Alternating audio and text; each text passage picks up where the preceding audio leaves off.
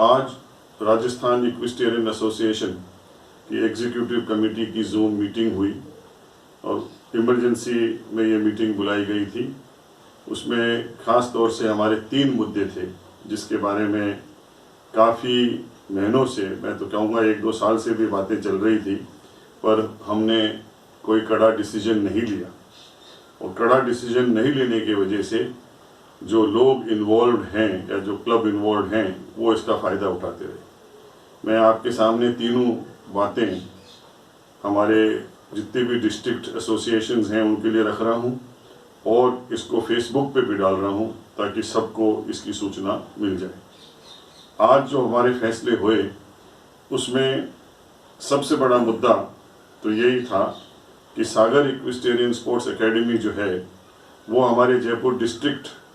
Equestrian association के साथ affiliated है। उस जरिए के हिसाब से वो राजस्थान की भी मेंबर है, परंतु हमारे राजस्थान के स्पोर्ट्स एक्ट के मुताबिक भी और जो हमारे एसोसिएशन के रूल्स हैं उसके मुताबिक भी वो नहीं चल रहे। जब ये एफिलिएटेड हुए थे तो उस वक्त एक कागज़ इन्होंने साइन किया था इन्होंने, और उस वक्त यही कह दिया था, उस पर लिखा गया था कि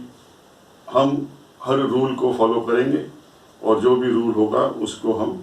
मानते हुए आगे कार्य करेंगे। उसमें सबसे पहली शर्त यही थी कि आप जो भी नेशनल या स्टेट चैंपियनशिप के बारे में बात करें तो स्टेट एसोसिएशन के ज़रिए से ही करेंगे, परंतु वो ऐसा नहीं करते। वो डायरेक्ट फेडरेशन से बात करते हैं और डायरेक्ट फेडरेशन से वो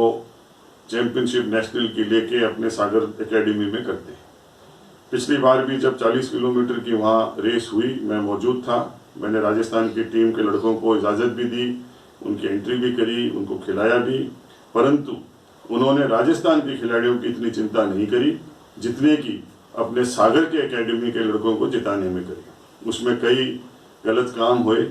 और उन कामों की वजह से हमने इक्विस्टेरियन फेडरेशन में उनकी रिपोर्ट भी भेजी और अभी तक उसकी इंक्वायरी कंप्लीट नहीं हुई है। उसके बावजूद भी फेडरेशन उनका सपोर्ट करती है, इसलिए हमारे पास अब कोई जरिया नहीं था, परंतु अब उनके कहने के बाद भी उन्होंने फिर से इक्विस्टेरियन फेडरेशन से 40 किलोमीटर का नेशनल डे लिया है, डायरेक्ट लिया है, और वो इस नेशनल चैंपियनशिप को अभी 12 से 14 तारीख तक फरवरी में करने जा रहे हैं। इस सिलसिले में हमने उनको नोटिस दिया कि आपने इसे डायरेक्ट क्यों लिया, आप अगर लेते तो स्टेट को लिखते, स्टेट ये लेकर के आपको दे देती, पर उन्होंने ऐसा नहीं माना और ना उन्होंने कोई नोटिस का जवाब दिया। इसलिए आज ये फैसला किया गया है कि सागर के अगेंस्ट हम ये फैसला लेते हैं कि उनको मेंबरशिप में हम नहीं रखेंगे और जयपुर डिस्ट्रिक्ट एसोसिएशन को भी हम एक लेटर आज इशू करेंगे जिसमें उनको कहेंगे कि इनको मेंबरशिप से हटाया जाए और अगर वो किसी पोस्ट पे भी वहाँ हैं तो उस पे से भी उनको सस्पेंड किया जाए। दूसरी बात हमारी ये रही कि गौरव जोशी ने कई बार अपने आप को नेशनल कोच इंड्योरेंस के हिसाब से प्रस्तुत किया और उन्होंने अपने आप को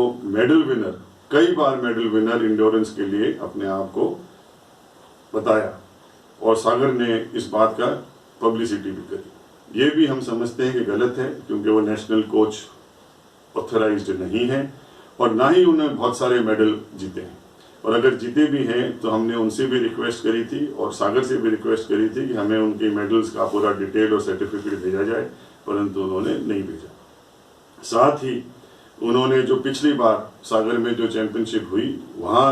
भी उन्होंने कुछ ऐसे रूल्स इंड्योरेंस के तोड़े जिसकी वजह से रिजल्ट्स में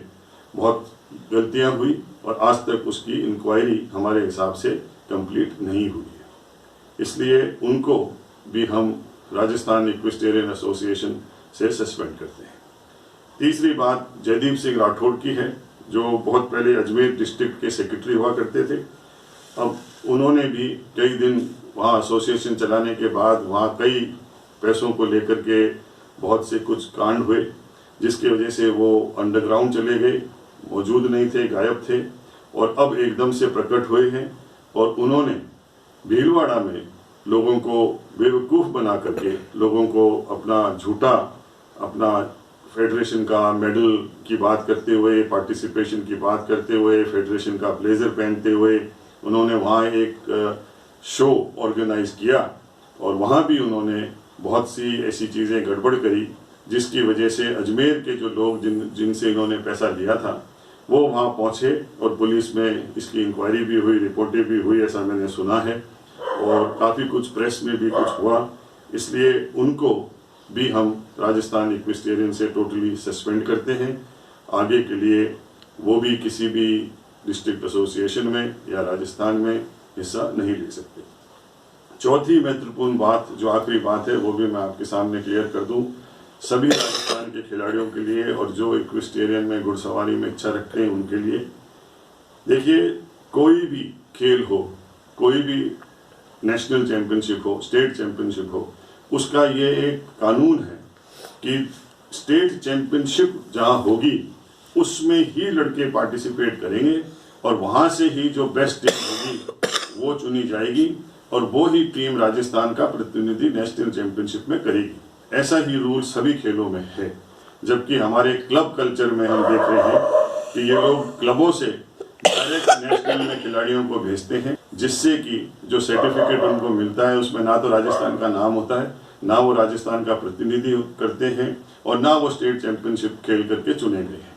इसलिए उन खिलाड़ियों का भी नुकसान होता है। आगे के लिए 2000 जो अप्रैल से अभी चैंपियनशिप्स शुरू होंगी अगले साल की, उसमें मैं सभी को ये क्लेरिफाई करना चाहता हूँ, राजस्थान की टीम सिर्फ वही मानी जाएगी जो स्टेट चैंपियनशिप खेल के सेलेक्ट होगी और उसी के बाद वो नेशनल का प्रतिनिधि राजस्थान के नाम से कर सकती है। बाकी हम दूसरों का प्रतिनिधि राजस्थान की तरफ से नहीं मानेंगे। अगर वो क्लब से जाते हैं तो वो क्लब से जाएंगे। इसी संदर्भ में हम लोग 1 से 7 मार्च की हमारी कोशिश है, हो सकता है 1-2 दिन आगे पीछे करना पड़े, परंतु उसमें ढूंढोद में इंड्योरेंस, टेंट पेगिंग और शो जंपिंग का कैंप हम लगाने जा रहे हैं, जिसमें हम आप सबको सूचित करेंगे, अलग से सूचित करेंगे